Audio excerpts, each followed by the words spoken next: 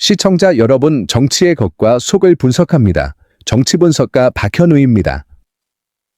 어제 국무총리실 산하 검찰개혁 추진단이 중수청과 공소청 법안을 입법 예고했습니다. 이로 인해 터져나온 국민적 분노는 결코 가볍지 않습니다. 이런 상황에서 모든 사안을 정리하는 청와대의 입장이 즉각 나왔습니다. 청와대가 사실상 봉웅 민정수석에게 경고를 보낸 것으로 보입니다. 이 정도의 국민 분노와 상황이라면 봉웅 민정수석의 사퇴 또한 피하기 어려울 것이라는 판단이 나옵니다.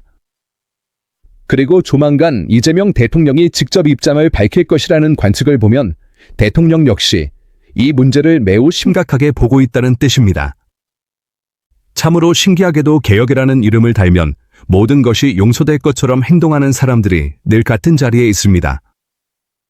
본격적으로 내용을 살펴보겠습니다. 어제 입법 예고된 정부안을 하나하나 뜯어보면 이는 검찰개혁이 아니라 검찰 권력을 오히려 키워주는 구조 개편에 가깝습니다.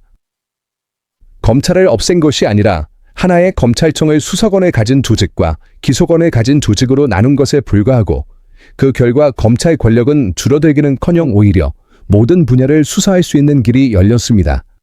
명분은 개혁이지만 실질은 확장입니다. 이번 사태는 점점 대국민 기만에 가까운 양상으로 흘러가고 있습니다. 실제 자문위원들조차 뒤통수를 맞았다, 이용당했다는 강한 표현을 공개적으로 쓰고 있습니다. 추진단 자문위원인 서보학 교수는 중수청 수사관 이원화에 반대하는 의견이 다수였음에도 받아들여지지 않았다고 강조했습니다.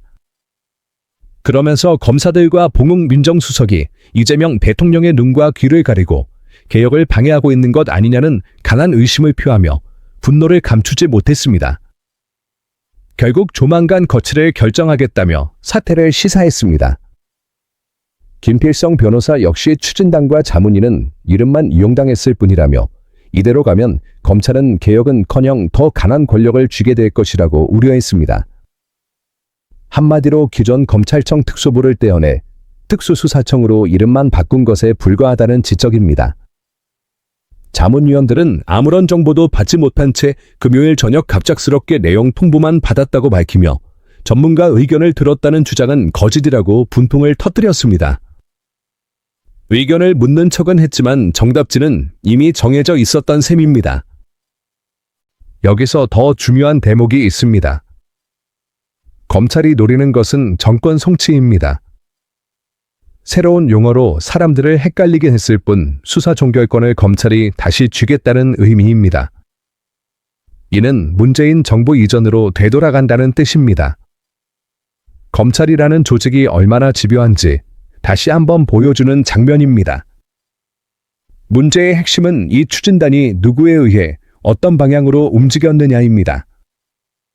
검찰개혁 추진단에는 검사 6명과 검찰 수사관 12명이 포함되어 있습니다. 정성호 장관은 전체 50여 명 중 10명 남짓만 검사일 뿐이라며 검사가 주도하지 않았다고 주장하지만 숫자가 중요한 것이 아닙니다. 나머지 구성원 대부분이 행정안전부와 법제처, 공무원이라는 점에서 검사와 검찰 수사관이 갖는 상징성과 영향력은 결코 가볍지 않습니다. 보안 수사권, 수사사법관 이원화, 정권 송치 가능성이라는 핵심 쟁점들이 결국 검찰이 원해왔던 방향으로 흘러갔다는 점에서 주도하지 않았다는 해명은 설득력을 잃습니다. 법무부 장관의 태도 역시 짚고 넘어갈 수 없습니다.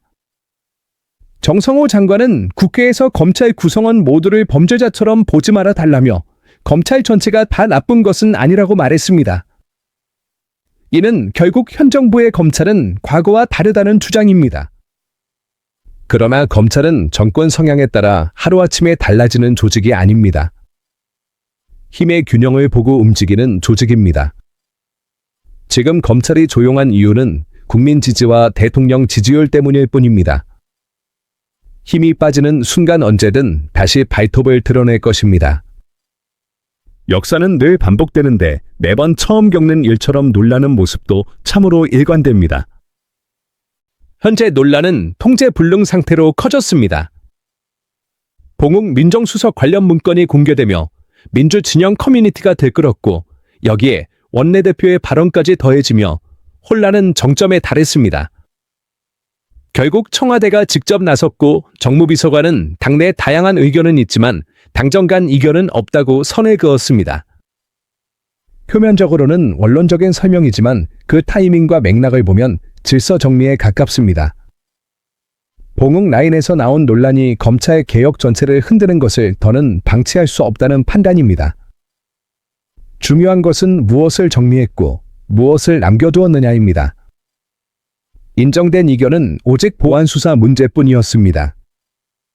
즉 중수청 내부 이원화 구조는 당의 뜻도 청와대의 뜻도 아니라는 의미로 해석됩니다.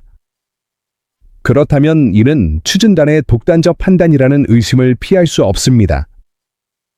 그럼에도 문제는 여전히 남아 있습니다. 수사사법관과 전문수사관 이원화, 그리고 문건에 적힌 관철 가능성 높음이라는 표현은 누군가의 힘을 등에 업은 듯한 인상을 줍니다. 이제 질문은 더 위로 올라갑니다. 왜 이런 입법 예고가 가능했는지, 왜 당과 국민 의견 수렴이 선행되지 않았는지에 대한 답이 필요합니다. 개혁이라면 내용뿐 아니라 과정도 개혁적이어야 합니다. 김민석 총리 역시 어디까지 보고받고 승인했는지 분명히 설명해야 합니다. 보안 수사 문제를 다음으로 미루겠다는 말은 사실상 시간을 끌겠다는 뜻입니다. 검찰 개혁은 속도를 늦출수록 항상 다른 방향으로 흘러왔습니다. 지금은 시간을 벌 국면이 아닙니다. 결국 개혁을 가장 많이 말하는 사람들이 개혁을 가장 늦추는 아이러니한 장면입니다. 여러분들 이 사안을 어떻게 생각하십니까? 여러분들의 견해를 댓글로 많이 남겨주시기 바랍니다. 감사합니다.